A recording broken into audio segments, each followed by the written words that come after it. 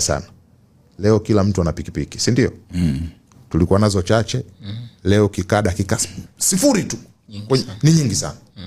Na tumekaa kimya kwa sababu tumeruhusu holela kwamba mtu anaweza kwenda Kariakoo akachukua pikipiki akainunua sasa hivi kwa Mchina akabandika namba na akaingia barabarani akaanza kufanya bodaboda. Ni janga hilo. Mwingine anakopeshwa tu. Mwingine anakopeshwa tu sasa. Wala zamani walikuwa wanakuja halmashauri watukopeshe. Sasa hivi mtu haji halmashauri kukopa pikipiki tena. Kwenye zile 10% tulikuwa tunasema tuwape. Sasa hivi hawaji kukopa pikipiki. Wachina wanakopesha pikipiki. Makontena na kuja watu wanapewa, chukua nenda. Hana leseni, hana nini.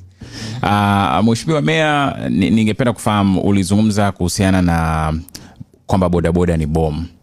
Kwa ufafanuzi kidogo tu ambao ni mfupi, unawaza namna gani ya kulitegua hilo bomu? Kwanza mimi niseme, na hili nazungumza bila kupepesa macho. Niombe serikali. Tulifanya makosa sana, lakini inawezekana makosa hayo tuyasahihishe sasa. Ya kuruhusu pikipiki kuwa chombo cha kusafirisha abiria. Tumeruhusu na ikawa kama ni njia ya kusaidia vijana wetu kupata ajira. Sawa. Tumeruhusu. Lakini je, tumesimamia sheria tuliyoiruhusu kwa vigezo na masharti yake kwa hawa bodaboda? Kwanza walitakiwa lazima wasajiliwe.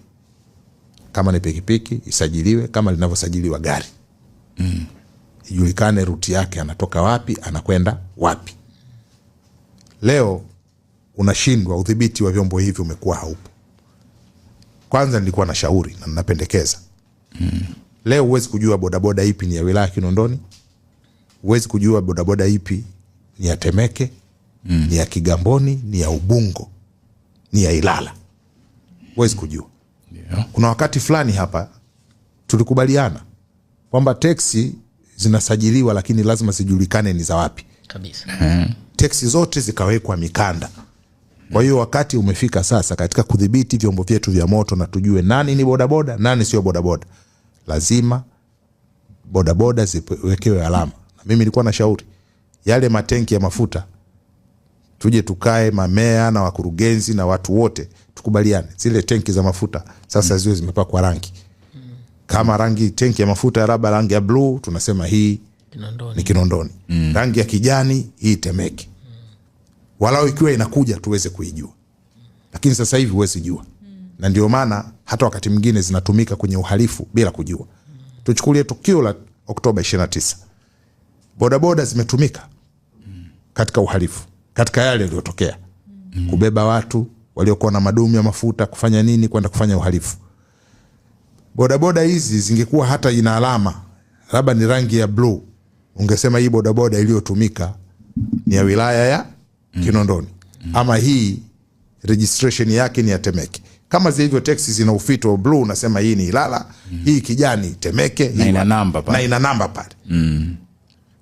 Lazima tufike mahala. Viongozi wangu waunge mkono hili. Kwa sababu mimi naweza nikasema nilianzishe lakini likakosa support. Lazima tupate support. Kwa hali tuliofikia sasa hivi, lazima bodaboda watambulike. Hilo la kwanza. Lakini baada ya kuwatambua, kwa kujua hawa ni wa wilaya gani, hawa ni wa wilaya gani, kwa kuweka hizo alama.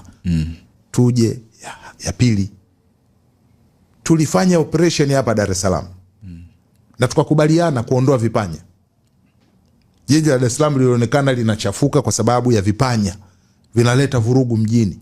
Wezi wale. Vile vipanya vile vihais. Vihais, okay. Yes. Tukasema vipanya viondoke. Gari inayotakiwa kuingia mjini, kama ni daladala, ni lazima siwe ni Costa ambayo inabeba abiria kuanzia 20 ngapi mpaka 30 na kuendelea. Tukafanikisha hilo. Leo tumeruhusu bajaji. Bajaji si zaidi ya kipanya. Zimejaa mjini. Leo tumeruhusu bodaboda. Kuna wakati tuliweka utaratibu mzuri kabisa kwamba bodaboda zifanye kazi huku. Kama ni Magomeni, Mwananyamala, wapi. Lakini Kariakoo hapana, Posta hapana, na kuna wakati tulifika mahala tukasema hata Masaki Oysterbay hapana, kwa sababu kuna watu walikuwa wanaitwa vishandu. Zile bodaboda zilikuwa zinaenda zinapora watu, ingawa na uporaji mpaka sasa bado upo unaendelea. Lakini ikaingia siasa na tulikuwa tumeshafanikiwa. Nakumbuka halmashauri ya jiji, mimi nilikuwa niko pale kwenye jiji, iliweka utaratibu wa bodaboda chache ambazo zilisajiliwa ndio zikawa zinaruhusiwa kufanya kazi pale mjini, ambazo zilikuwa chache kabisa, inajulikana kituo cha station, kituo fulani, ziko fulani, kituo fulani, basi. Kwa hiyo mji ulikuwa unapitika. Sasa leo tumeruhusu bodaboda